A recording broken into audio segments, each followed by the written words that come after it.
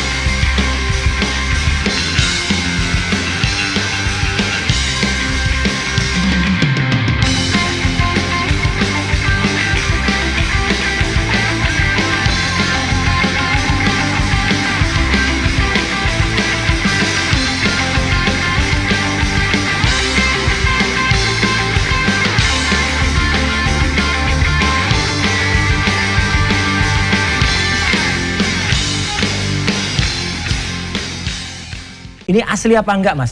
Cuma saya melihat, wah ini kayak asli ya. Asli nih, asli. Ya nggak bisa, saya bukan ahli tas. Jadi harus orang yang ahli yang bisa menilai tas. Karena apalagi jadi pernyataan itu tidak beralasan sama sekali tidak beralasan. Oke, saya ke Bang Refli dulu. Saya mau tambahin sedikit yang soal Mbak Niti. Sorry ya. Karena Mbak Niti ini pengacara lama. Abang-abang belum mau lama nggak, baru pengetahuan dia bukan soal bukan saya mau cerita tentang tahun 2023 beliau itu masuk dalam perkara dengan kami. Iya. Beliau berkali-kali pengen lihat itu ijazah, kami tidak berikan. Jangan bentar dulu, kalian juga ngerti tentang itu gitu loh. Bahwa kemarin itu dia lihat langsung, dia terharu. Wah, akhirnya dia bisa lihat itu. Ijazah ijazah itu ada. Yang digosipkan selama ini tidak pernah ada. Selama ini dibilang kan berkali bilang tidak pernah ada. Nah, ternyata ada. Dan dia lihat sendiri memang semua itu ada, watermark, emboss segala macam diterangkan. Jadi menurut saya juga tidak mungkin juga dong nanti bilang ini asli atau tidak, bukan kapasitas dia. Tapi Bang Rifai nggak bisa menunjukkan itu. Dia lihat gitu. Ini kan beliau berdua katanya nggak lihat emboss. Tapi Mbak Niti melihat emboss gitu. Saya kasih bisa mata siapa yang benar gitu. Nanti nggak bisa dijadikan itu panduan. Mas Roy sebentar. Nggak bisa. Mata awam diikutin. Mas Roy, saya jangan dipotong. Ya, monggo, silakan. Harus kalau ini enggak. Hanya motong lama. Jadi begini, banyak sekali hal yang menarik ya. Mudah-mudahan ini bisa menjelaskan ya. Gini, saya tiba-tiba tertarik dengan laporan ini. Laporan ini sangat aneh bin ajaib menurut saya. Kok bisa ditindaklanjuti laporan seperti ini? Ini mohon maaf ya. Karena kalau menggunakan pasal 160 itu delik material. Jadi misalnya saya mengatakan bakar rumah itu. Nah, itu ada orang yang membakarnya dan rumah terjadi kebakaran, maka kemudian saya kena delik penghasutan 160 dan itu harus material menurut putusan MK. Ini saya nggak ngerti siapa yang jadi korbannya gitu loh. Penghasutannya apa? Tapi ini kemudian sudah diterima oleh pihak polisian. Iya, maksud saya itu yang unequal treatment yang saya lihat. Yang kedua adalah pasal 28A Undang-Undang ITE itu adalah ujaran kebencian yang basisnya adalah suku, agama, ras, kemudian warna kulit, kebangsaan, etnisitas dan lain sebagainya. 28 itu. Saya juga bingung. Ini Pradi Bersatu ini apa? Apakah dia warna kulit? Apakah dia kebangsaan? Apakah dia suku, agama, ras? nggak masuk itu sesungguhnya ini untuk laporan seperti ini. Tapi kok bisa ditindaklanjuti? Aneh ya. Aneh. Oke, itu satu ya. Yang kedua, saya bicara tentang cara kita berkomunikasi ya. Kalau Anda memiliki sebuah bukti yang memang meyakinkan di tahap awal ketika terjadi perdebatan terhadap suatu hal yang diragukan, maka hal yang paling utama Anda akan tunjukkan itu. Tetapi ketika ditunjukkan di saat-saat terakhir, menurut saya itu sangat aneh ya. Apalagi pada waktu gelar perkara yang kedua. Gelar perkara kedua saya hadir, bahkan sebagai leading lawyer di situ. Kemudian Mas Roy bicara, Dr. Tifa bicara, kemudian Richmond bicara, kemudian dua ahli kami bicara.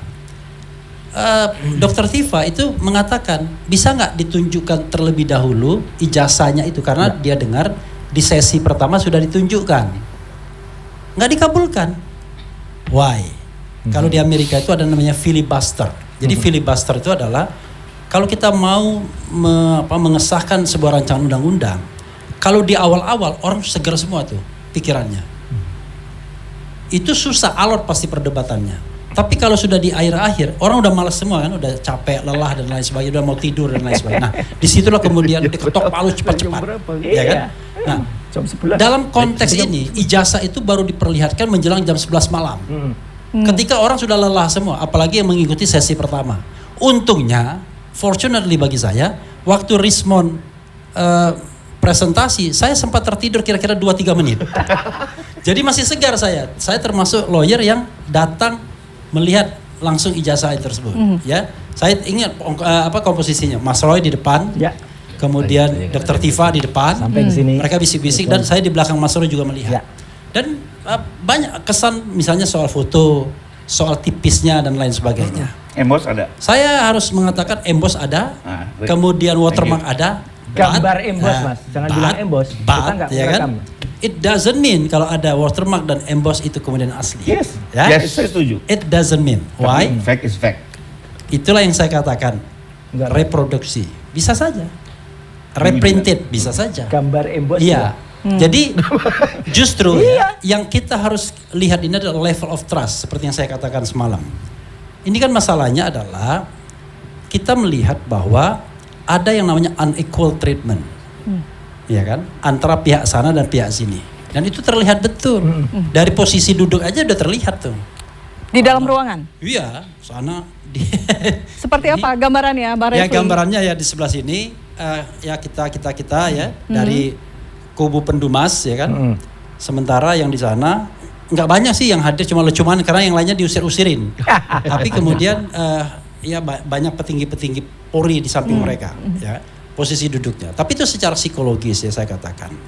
Nah, karena itu saya kira ini tidak akan selesai hanya ditunjukkan seperti itu. Justru kalau saya lihat makin mengkonfirmasi bahwa tidak bisa lari lagi, bahwa tidak boleh ada ijazah selain yang berkacamata itu. Ya. Tidak boleh lagi. Ijazah yang berkacamata itulah yang kemudian juga dikonfirmasi di KPU Solo, KPU DKI, KPU Nasional. Apa artinya? Ini ada upaya menggiring ke... Itu sudah diteliti oleh Roy Suryo, Richmond Sianipar, 99,9% itu palsu. Dan belum ada bantahan yang adequate, bantahan yang memadai dengan menggunakan metode ilmiah, ya kan? Menggunakan metode ilmiah seperti yang dilakukan oleh Richmond Sianipar, berlembar-lembar dalam Jokowi's White Paper yang dilakukan oleh Roy Suryo. Nah itu yang kemudian kita katakan kalau kita mau bicara tentang peradaban ilmiah, maka bantah sebuah penelitian, sebuah riset ilmiah dengan riset ilmiah pula. Ini kan bantahnya kan cuma eyal-eyalan aja, ada embossnya dan lain sebagainya, kan bukan itu. Kita melihat sebuah keaslian itu sebuah dengan metodologi, dengan metode tertentu. Nah, apakah itu metodenya digital forensik, apakah metodenya telematika dan lain sebagainya, apakah dengan lab krim dan lain sebagainya. Tetapi intinya adalah dua hal harus terpenuhi. Satu, keahlian. Dua, trust, kepercayaan. Anda bisa ahli, tapi kalau Anda tidak dipercaya, nggak bisa juga. Bisa jadi terjadi people deception, kebohongan publik. Sebagaimana yang diduga dilakukan oleh Andi Azwan.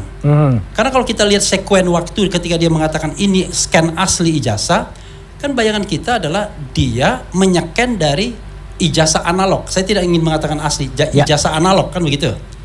Lalu dia scan, maka scan itu mirroring. Bisa dikatakan bahwa scan itu mirroring dari ijazah analognya. Yang sepanjang yang saya tahu nggak ada itu embossnya, ya kan? Tidak ada itu yang namanya watermarknya.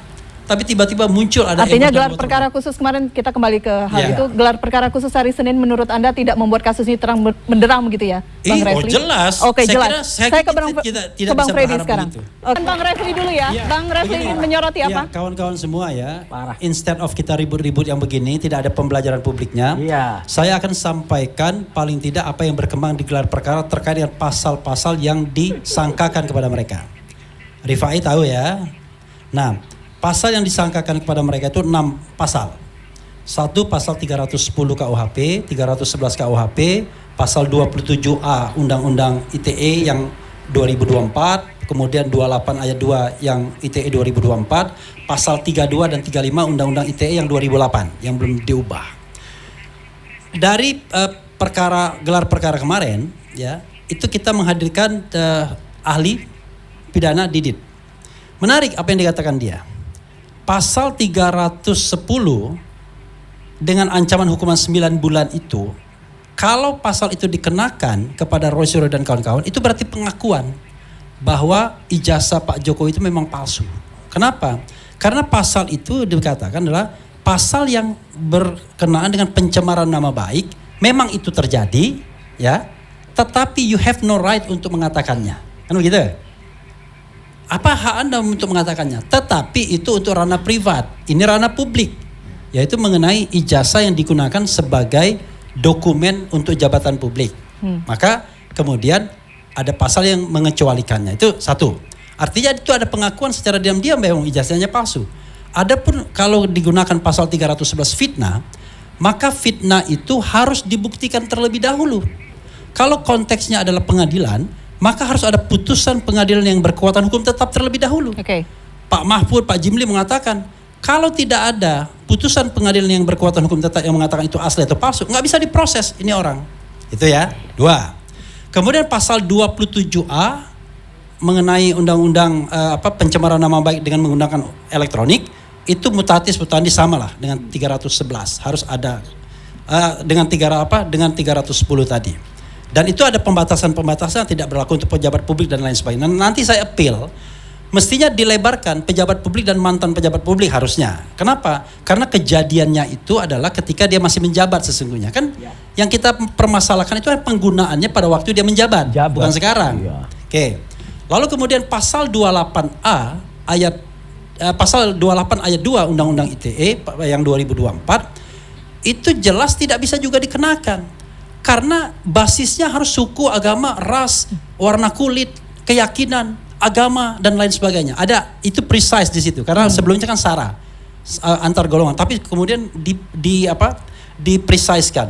Itu nggak bisa dikenakan juga karena yang dipermasalahkan ijazah. Ijazah itu bukan suku, bukan agama, bukan ras, bukan warna kulit, bukan kebangsaan, bukan etnis dan lain sebagainya.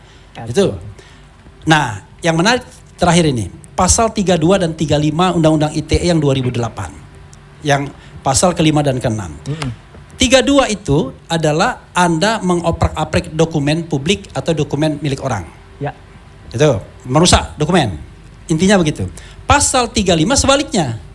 Anda ngedit yang tadinya asli palsu jadi asli. Seolah-olah asli. Pasal 32 itu 8 tahun, pasal 35 12 tahun. Dari gelar perkara kita tahu bahwa itu pasal dilaporkan Pak Jokowi ternyata. Yang kata Pak Jokowi, saya tidak melaporkan apa-apa, saya hanya melaporkan peristiwa. Enggak. Dan saya sih pernah mendengar dari Yakub itu sesungguhnya ketika press conference itu sebenarnya.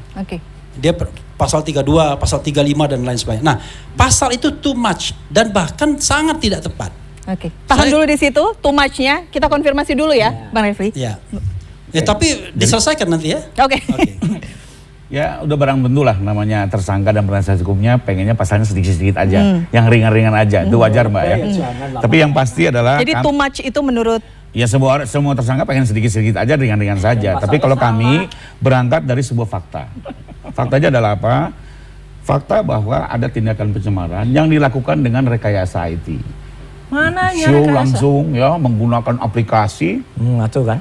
Lalu ijazah ini tahu jadi miliknya Dulmatno. Itu sangat canggih buat kami gitu ya. Termasuk Pak Jokowi sendiri penasaran, dia harus didalami. Apakah betul kemajuan teknologi itu bisa seperti itu? Jadi 3235 memang sudah kami laporkan dari dulu. Sekarang kemarin Bang Roy Suryo kaget, pura-pura kaget, kita semua tahu kok memang kami laporkan itu. Terbuka dan kembali lagi ini kan persangkaan. Semuanya nanti bisa dibuktikan atau tidak. Kalau ternyata tidak terbukti di drop ya nggak masalah juga. Tapi juga kami akan mengejar penyidik apa yang terjadi kalau sampai seperti nanti itu. saya komen. Ya. Oke, saya Jadi lanjutkan ini terkait dengan pasal-pasal itu. Jadi buat saya sih ini semua ada fakta-faktanya gitu. Nah, saya komentari sedikit soal kalau dia 310 jangan beri 311. Ini memang menarik, Bang. Kalau Abang lihat di 27A, 310 dan 311 digabungkan oleh pembuat undang-undang di ITE. Problemnya di situ sebenarnya. Ya, kami sebenarnya pengen juga 311 karena lebih berat ancamannya, tapi kenyataannya 310 dan 311 di KUHP lama di Undang-Undang ITE digabungkan. Beliau mungkin tahu sendiri. Jadi itu sebenarnya problemnya kenapa muncul 310 karena Undang-Undang ITE-nya menggabungkan menjadi satu delik. Ini menjadi menarik sekalipun akhirnya hukumnya jadi ringan. Nah, mengenai 32 35 tadi sudah jelas semua. Jadi menurut kami ya hukumnya seperti itu, faktanya seperti itu, bahwa kalau tidak terbukti tinggal lihat ya contoh juga. Waktu penyelidikan kan tahu-tahu jadi 12. Ya, sekarang berubah jadi 8. Ini kan semua kewenangan penyidik. Kita hormati ya. Dan buat Pak Jokowi sih siapa tersangkanya. Tapi diakui laporan pertama ada beberapa pasal yang memang diajukan oleh tim. Dia kan udah diterangkan. Oh, oke. Ya, Di sini juga kita pernah bahas ya. Karena Bahkan waktu itu kan Bang Refli kan mempersoalkan delik umum delik khusus digabungkan. Padahal hukum pidana Indonesia mengenal perbarengan gitu ya. Baik. Jadi ya ini diskusi hukum lah. Artinya semuanya clean dan bisa dipertanggungjawabkan. Oke, saya lanjutkan. Nah, kenapa saya bilang too much dan kemudian bahkan saya mengatakan tidak logis. Kenapa tidak logis? Pasal 35 itu mengatakan adalah mengedit dokumen yang tidak asli atau mungkin palsu dan seolah-olah menjadi dokumen yang otentik, kan begitu? Dari tidak otentik menjadi otentik seolah-olah. Ini kan aneh justru. Kapan Roy Suryo mengatakan ijazah Jokowi itu otentik? Kapan Dr. Tifa mengatakan ijazah itu otentik? Kapan Risman mengatakan ijazah itu otentik? Jadi dari fakta saja pasal 35 tidak bisa diterapkan. Karena faktanya adalah mereka mengatakan ijazah itu palsu 99,9%. Kok aneh? Kok diterapkan pasal 35? Pasal 35 itu mengedit sesuatu yang tidak asli seolah-olah jadi asli. Yang mereka lakukan adalah meneliti sebuah berkas, sebuah ijazah dengan kesimpulan bahwa itu palsu, tidak otentik, ya kan? Itu aja nggak masuk akal, benar nggak? Ya. Boleh saya tanggapin? Sebentar dulu dong. Saya nanggapin dulu. Kemudian pasal 32, ya, pasal 32 itu ngedit dokumen, rusak dokumennya, atau katakanlah merusak dokumen publik. Kita bicara antara first product sama end product. First productnya A, kalau end productnya jadi A plus atau A minus dan lain sebagainya, maka berubah itu berarti. Bahkan jadi 0 karena rusak. Yang mereka lakukan itu adalah melakukan sebuah proses penelaahan atau penelitian dan antara produk pertama dan produk berikutnya sama. Ya itulah yang mereka teliti, entah itu jadi punya unsur Dian itu Sandi. tidak terpenuhi ya, Bang Refli ya? Tidak terpenuhi, maka saya katakan dari 6 pasal itu sebenarnya ngarang-ngarang semua. Oke. Ini sebenarnya kalau kita bicara, kita angkat lagi nih level permainan kita. Jangan hanya level undang-undang, level konstitusi. Selesai sebenarnya di konstitusi. Ini kata Rocky misalnya. Ini ada warga negara yang mempertanyakan mengenai ijazah seorang kepala negara. Loh, kok sekarang dia bukan kepala negara nih? Waktu yang digunakannya ijazah itu dia sebagai kepala negara. Karena itu, kok ada salahnya di mana? Itu satu. Yang kedua, ada yang namanya kebebasan menyatakan pendapat baik secara lisan maupun tulisan. Jangankan meneliti seperti dilakukan Roy Suryo dengan telematika, Rismon dengan digital forensik, Tifauzatia Suma dengan neuropolitikanya. Kita berpendapat begini aja dilindungi. Makanya saya heran, kok ada orang ngomong di ILC kemudian dilaporkan ke polisi. Itu sontoloyo demokrasi kita kalau begitu caranya. Nanti bisa saja setiap acara TV kita ngomong dilaporkan ke polisi. Gimana kebebasan berpendapat? Bagaimana konstitusi kita menjamin? Itulah sebabnya kenapa ada kemudian ada reformasi besar-besaran pada tahun 2000 dan 2002 untuk mengubah konstitusi kita. Mas dipalsu loh. Ya, gini ya. Melihat itu bukan berarti kemudian otak saya mengkonfirmasi. Justru otak saya mengatakan ini apa embos beneran? Nah, itulah. Apakah ini kok tipis banget ininya, watermarknya gitu loh. Ini jelas banget. Penampilan ijazahnya tuh seperti ringkih gitu. Jadi tidak terlihat sebagai sebuah dokumen ijazah yang solid karena saya kan juga lulusan 40 UGM. years. 40 years. Ini Ya kan? sama nih 40 Iya, years ini. sama. Tapi Nah, Mbak Elvina karena ada itu dua menurut saya lagi karena yang ini berbeda. level of trust ya kan. Begini, masalahnya adalah kan kita ini kan soal kepercayaan. Masyarakat ini juga banyak yang tidak percaya proses penegakan hukumnya itu fair, cukup, ya kan? Apalagi menyangkut mantan Presiden Jokowi. Jangankan berhadapan dengan Rosuryo, berhadapan dengan Prabowo saja orang masih berpikir-pikir apakah Prabowo masih kuat untuk mengendalikan Jokowi. Kalau kita mau naikkan levelnya pada soal politik yang lebih tinggi kan. Karena itu ya harus ada sebuah forum yang adequate, yang memadai untuk membuktikan ini. Gelar perkara khusus itu belum? Oh sangat belum. Oke. Saya justru menanti Pengadilan nanti? Bukan, saya menanti Saya- pengadilan yang di Solo. Oke. Ya, itu. Pengadilan yang di Solo itu yang sekarang sudah masuk tahap pembuktian tanggal 23 Ya. nanti, mudah-mudahan tidak diintervensi dan bisa independen untuk membuktikan ijazah. Kenapa? Karena itu memang hanya itu saja objeknya. Dia tidak ada tersangka, tidak ada terdakwa dan lain sebagainya. Betul. Karena itu perdata. Kalau mereka ini yang dikejar nanti bukan soal pembuktian ijazahnya. Saya udah katakan di kemarin di TV lain. Yang akan dikejar adalah Rosuryo sudah memalsukan dokumen. Nah, itu. Tifau Jahat Satya banget. Suma sudah melakukan ujaran kebencian. Rismon sudah membuat dokumen menjadi rusak dan lain sebagainya. Sehingga yang kita tunggu-tunggu sebagai pembuktian ijazah Jokowi asli atau tidak akan pernah terjadi karena bukan itu titik fokusnya. Oke, baik. Itu masalahnya. Dan ini tidak dibicarakan orang seolah-olah kalau kita ke pengadilan akan ada pembuktian ijazah. Nggak ada. Ijazah Jokowi Tanggal no way. 23 Itu sudah pembuktian terjadi. nanti kita lihat. Oke, saya ke pertanyaan selanjutnya. Yang namanya kepercayaan publik ya, hati nurani itu nggak bisa dibohongi. Karena itu tidak akan pernah selesai kalau seandainya prinsip-prinsip good governance, clean government itu tidak dilaksanakan secara baik. Dari semua level, kita, pengadilan, penegak hukum, penyidik dan lain sebagainya. Karena kita melihat ada hal-hal yang ditutupi, ada hal-hal seperti sebuah konspirasi. Kalau tadi mengatakan ada konspirasi atau apalah untuk mengatakan ijazah itu asli atau ijazah itu palsu, maka sebaliknya saya mengatakan ada konspirasi besar yang melibatkan orang-orang besar, yang melibatkan kekuasaan, yang mungkin juga bekas kekuasaan atau bekas penguasa untuk mengatakan bahwa Jokowi punya ijazah asli S1 UGM yang menurut kami faktanya tidak demikian. Oke. Gitu. Wassalamualaikum warahmatullahi wabarakatuh. Waalaikumsalam, Bang Refli, terima kasih.